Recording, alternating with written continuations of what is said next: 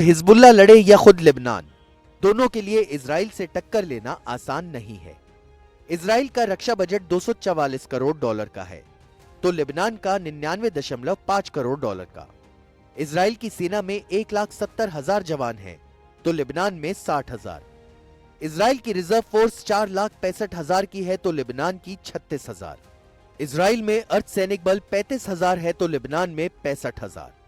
Israel के पास कुल विमान 612 हैं तो लेबनान के पास 81। इजराइल के पास जंगी विमान 141 हैं तो लेबनान के पास एक भी नहीं। इजराइल के पास लड़ाकू हेलीकॉप्टर 48 हैं तो लेबनान के पास 0। इजराइल के पास 1,370 टैंक हैं तो लेबनान के पास 204।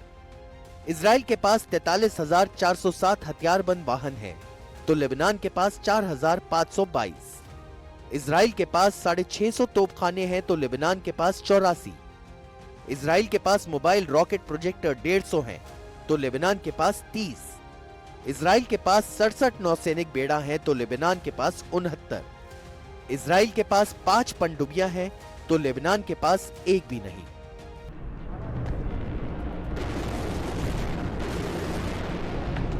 इसीलिए लेबनान के अस्तित्व और भविष्य पर यह बड़ा प्रश्न चिन्ह है कि कैसे वो इजराइल से मुकाबला करेगा।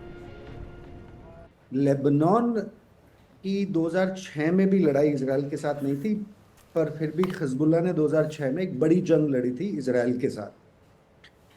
हिजबुल्लाह बहुत ही कमाल और बहुत ही एक तरह से ये पेचीदा स्थिति में लेबनान को हाईजैक किए हुए हैं। लेबनीज जो पॉलिटिक्स है उसमें हिजबुल्लाह का अपना एक मिलिटेंट मिलिशिया आर्म्ड ग्रुप है जो लेबनीज आर्मी से अलग काम करता है। तो हिजबुल्लाह को एक state with in the state कहा जाता है कि लेबनान एक तरह से उनकी कब्ज में है बहुत हद तक। जी।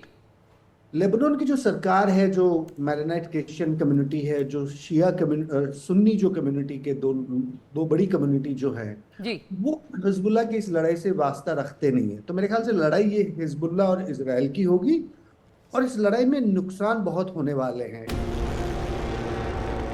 इसमें एक तरफ अमेरिका और बाकी पश्चिमी देश हैं जो इजराइल के साथ हैं, तो दूसरी तरफ फिलिस्तीन, लेबनान, सीरिया, ईरान समेत कई अरब देश इजराइल के खिलाफ खड़े दिखते हैं। दुनिया को सबसे ज्यादा इसी बात का खतरा दिख रहा है कि कहीं लेबनान नया गाजा पट्टी तो नहीं बन जाएगा। एनडीटीवी इंडिया की रिपोर्ट।